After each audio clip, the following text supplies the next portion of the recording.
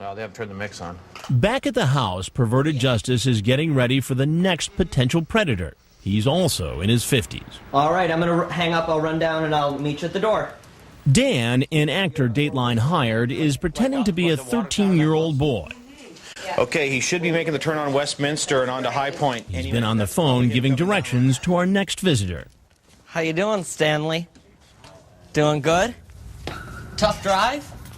A little bit.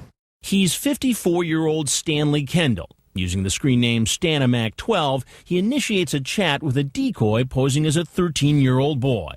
Just 3 minutes later, Stanamac12 says, "I would like to play if possible." The decoy asks, "Like what?"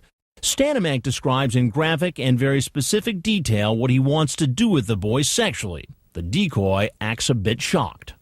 Oh my God, I never have done anything yet. Would you like to? I don't know. I like younger guys to play with. Do you want to play or try? Oh, okay. I'm 13 though. That cool with you? As long as you don't call the police. A little later, the potential predator sends a photo of his genitals and asks the decoy, Do you want to play with it? Well, only if you're nice to me and don't make fun of me if I don't do something right. Of course I can teach you by doing it to you. Ironically, it turns out that teaching is something the man now entering our house knows a lot about. Here, let me get you a drink. You thirsty? No? Can I pour one for myself? You mind? No? All right.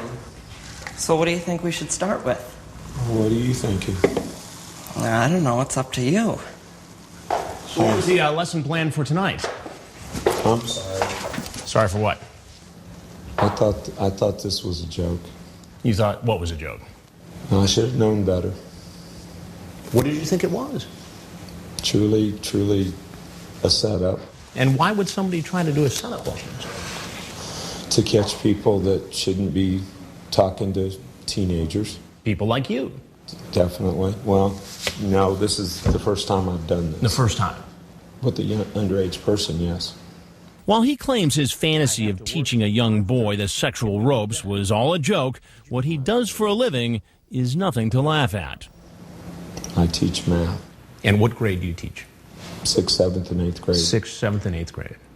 So you teach kids who are about the same age as the boy you thought you were going to visit tonight. Yes. That raises an obvious question. If you're willing to have a conversation like this and come visit a 13-year-old boy, what have you been doing with students? Definitely not this. And why should I believe you? Because I've successfully taught school for 23 years. Kendall says he has 4 children of his own, but hasn't seen them in years. As a parent, would you be okay with a 54-year-old man coming to visit a 13-year-old kid? Of course not.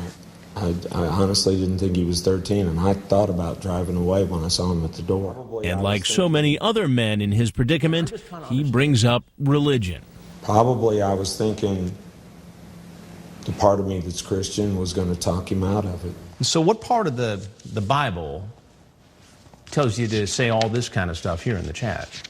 I'd love to suck, play and suck, play with, like and lick nipples and lick and and you? Where is that in the Bible? Explain that to me. There's a human part. Is that the Old Testament or the New Testament? Neither. I am truly sorry. And I'm not going to be in that chat room anymore. I have learned my lesson. Well, I'm Chris Hansen with Dateline NBC, and we're doing a story on men who try to meet kids online for sex. I'm truly sorry. I have learned my lesson. Thank you for helping me with it. I am an excellent teacher and want to stay that way. But it's doubtful he'll ever be back in the classroom. He said he's never seen our reports, so he has no idea what's going to happen when he opens that front door. Police department, get on the ground! On the ground! On the ground! Get your hands behind your back! Behind your back! Just lost my job. Let me just go through this real quick. Detectives search his car and gather evidence. Paper with screen names, directions to the house. Put your feet against the wall here, please. Face the window. He's photographed. And where do you work? Booked. Let's go up this way. And brought in for questioning. For the record, I'm very nervous. I'm shaking. Oh, that's okay. And Don't get nervous. And this can ruin me. The investigator asks him about his online chat. Again, he claims that people often lie online. In the conversation, I had a gut feeling it was wrong, but I kept going with it, thinking it was a lie. I don't want to lose my job. I'm an excellent teacher, and my principal's going to be so shocked. Kendall is brought before Judge Hayden.